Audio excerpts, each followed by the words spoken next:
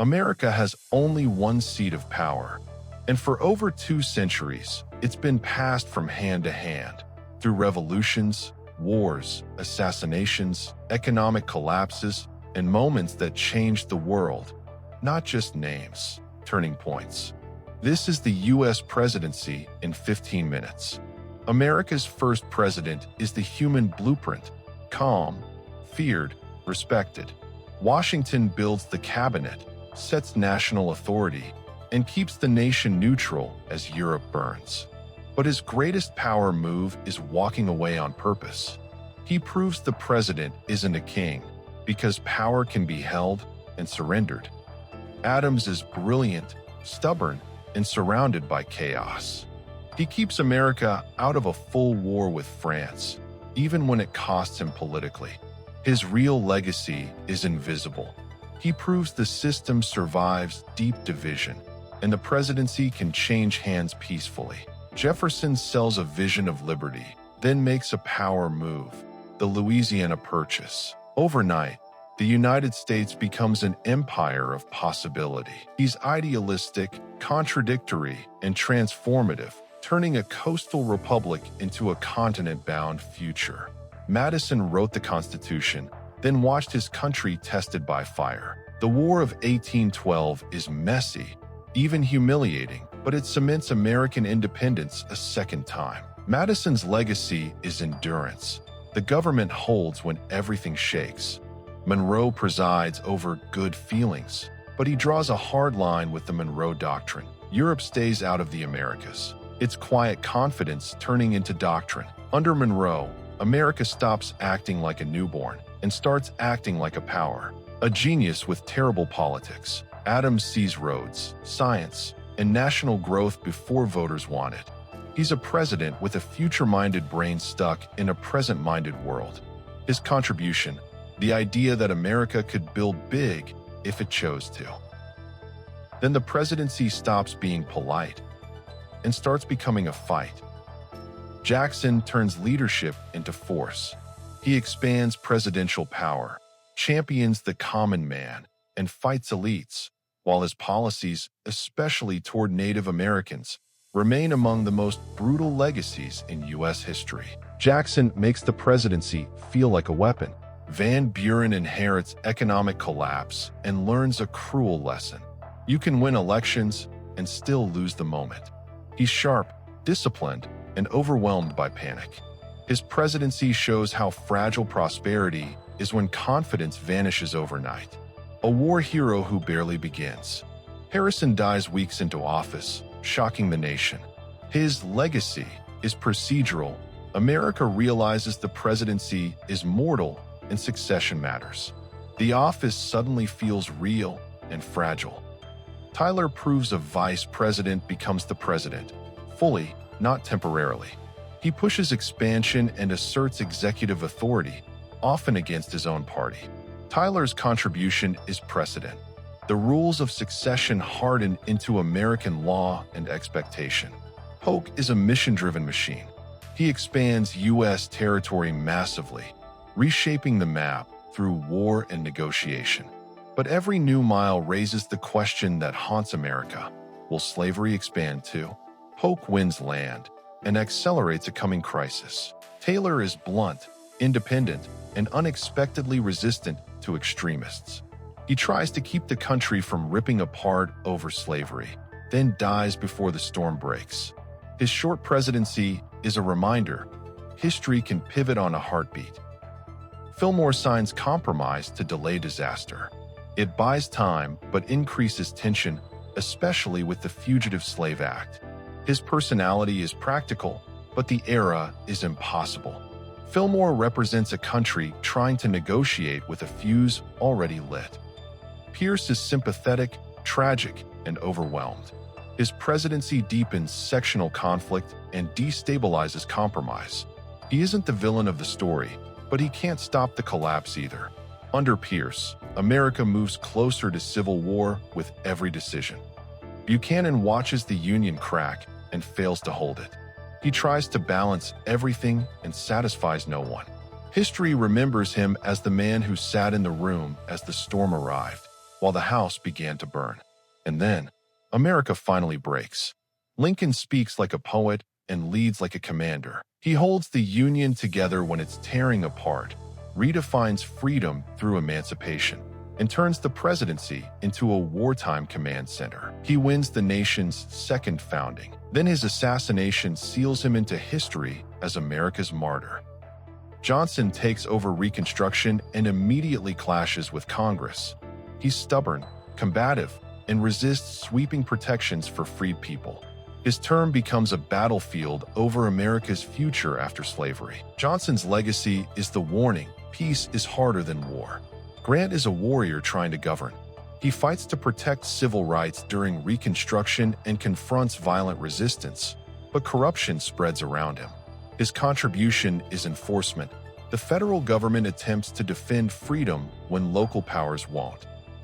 Hayes enters through controversy and leaves with consequence. His era marks the end of Reconstruction, shifting national focus away from protecting Black rights in the South.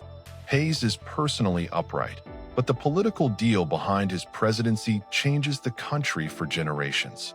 Garfield is intelligent, reform-minded, and full of promise. Then he's shot. His death becomes a turning point that fuels civil service reform. Garfield's legacy is potential turned into policy. The nation demands a government not run purely on patronage. Arthur surprises everyone. He was expected to protect the old political machine, then backs reform instead. He strengthens civil service rules and modernizes parts of government. Arthur's personality is refined, even flashy, but his contribution is discipline and clean structure. Cleveland is tough, frugal, and stubbornly anti-corruption. He vetoes spending, defends limited government, and insists on order. He isn't glamorous, but he embodies a president as watchdog. Cleveland makes the office feel like a hard accountant guarding the nation. Harrison governs in an age of booming industry and rising federal power. Big bills, big change, and a country transforming into a modern economy. His personality is steady but not magnetic, yet his era shows the presidency adapting to a faster, louder America. He returns, non-consecutive, historic. Cleveland battles economic panic and labor unrest, proving politics can bring a man back and still punish him with crisis. His second term feels like survival mode, holding the line while the ground shakes beneath the economy. McKinley leads America into overseas power. His era signals the U.S. stepping onto the global stage with new territories and new ambition. Then assassination strikes again, like a warning that history doesn't move safely. McKinley's presidency is America going outward. Now the country isn't just surviving, it's becoming a machine. America goes big, trusts, wars, crashes. Roosevelt storms into office like a force of nature. He busts monopolies, protects wilderness, and makes the presidency bold, muscular, and alive. He doesn't manage the government, he drives it. His legacy is modern leadership, the president as the engine of the nation, not the clerk of it. Taft is law over drama. He continues trust-busting, strengthens institutions, and treats the presidency like a courtroom. He's not built for crowds like Roosevelt, but his contribution is stability, proving the government can function without spectacle. Wilson leads during World War I and tries to design the peace afterward. He pushes international cooperation, but America rejects joining his League of Nations. Wilson's personality is intense, intellectual, stubborn. His legacy is a vision of global order that arrives too early. Harding sells normalcy after war, a return to calm. But scandals and corruption erupt around him, poisoning trust. His contribution becomes negative, a lesson that charm can't replace oversight. The presidency, again, becomes a spotlight for human weakness. Coolidge is quiet, disciplined, and hands-off. Silent Cal. The economy roars, consumer culture explodes, and the nation feels unstoppable. But beneath the boom is fragility. His legacy is the calm before the crash, prosperity without protection. The Great Depression strikes, and Hoover becomes the face of collapse. He believes in limited government solutions, but the crisis demands more than optimism. Hoover's contribution is the hard lesson. Modern America can't survive disaster with old playbooks. FDR speaks into radios like he's talking directly to the nation's soul. He builds the New Deal to rescue the economy, then leads America through World War II and reshapes the modern world order. His legacy is huge government, huge war, huge victory. America rebuilt at home, unstoppable abroad. Truman inherits the atomic era in a single moment.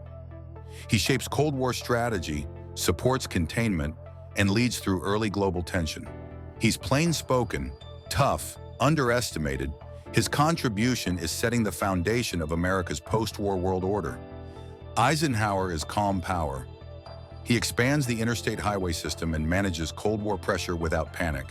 He leads like a general who hates chaos, quiet, steady, strategic. His contribution is stability in a dangerous decade when one wrong move could end everything. JFK brings charisma, youth, and risk. The Cuban Missile Crisis nearly triggers nuclear war. He navigates the world away from the cliff. His presidency becomes mythic after assassination. His contribution is inspiration, the idea that leadership can feel like momentum. The world held its breath. LBJ is a giant, brilliant and ruthless. He pushes landmark civil rights laws and builds major social programs, aiming to reshape American life. But Vietnam grows into a shadow that darkens everything. His legacy is transformation, mixed with tragedy. Nixon is paranoid genius, strategic, complex, effective abroad. He opens relations with China and reshapes Cold War chess. Then Watergate destroys him, and he resigns. His contribution is two-sided: diplomacy at a global scale, and a scandal that redefines presidential limits. Power broke. Ford inherits distrust and exhaustion. He tries to heal the country after Watergate and stabilize the presidency itself. His personality is decent, steady, human. His contribution is restoration. Not flashy victories, but bringing the nation back from political trauma. Carter is moral clarity in a chaotic era. He emphasizes human rights and peace efforts, but inflation, energy trouble, and the Iran hostage crisis dominate the public memory. His contribution is sincerity and proof that good intentions still collide with hard reality. And from here on out, everything speeds up. The modern era, media, wars, culture, comebacks. Reagan is a communicator who reshapes politics. He pushes conservative economics, projects confidence, and pressures the Soviet Union during the Cold War's final chapter. His contribution is ideological change. He rebrands America's identity and leaves a new political era behind. Bush governs like a professional. The Cold War ends, the world order shifts, and America stands unmatched. His style is calm, experienced, global-minded. His contribution is managing a historic transition, leading through the moment the 20th century closes. Clinton's America is booming. Economic growth and the internet age take off. He's charismatic and controversial, his presidency defined by prosperity and scandal. His contribution is a tech-era leap.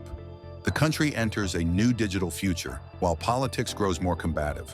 September 11th turns his presidency into war leadership overnight. The war on terror defines the era. Afghanistan and Iraq reshape U.S. policy and global perception. His contribution is historic impact. America pivots hard towards security, conflict, and long-term consequences. Everything changed. Obama is historic and symbolic, the first black president and a steady crisis manager. He oversees economic recovery, passes major healthcare reform, and navigates global tension. His contribution is change in both policy and identity. As polarization deepens into a permanent storm, Trump enters like a disruption event. Populist, combative, media-dominant, he reshapes political culture in the Republican Party. His contribution is transformation of the battlefield itself. Politics becomes faster, harsher, and more personality-driven than ever before. Biden promises stability after chaos. He pushes large domestic spending,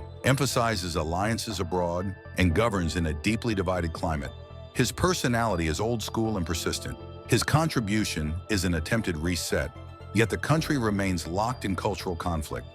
Then history does something it rarely does. Trump returns to power, one of the few presidents to come back in non-consecutive terms. His contribution here is the moment itself. Proof modern America runs on backlash, comeback, and political gravity. The story isn't ending. It's escalating. From Washington's blueprint to Lincoln's sacrifice, to Roosevelt's rebuilding, to the Cold War, the internet, the modern storm, the presidency isn't just a job. It's America's mirror. One chair, one nation, many eras, and the story is still being written. If you want the next video, comment the president you think changed America the most, and the one you think history got completely wrong.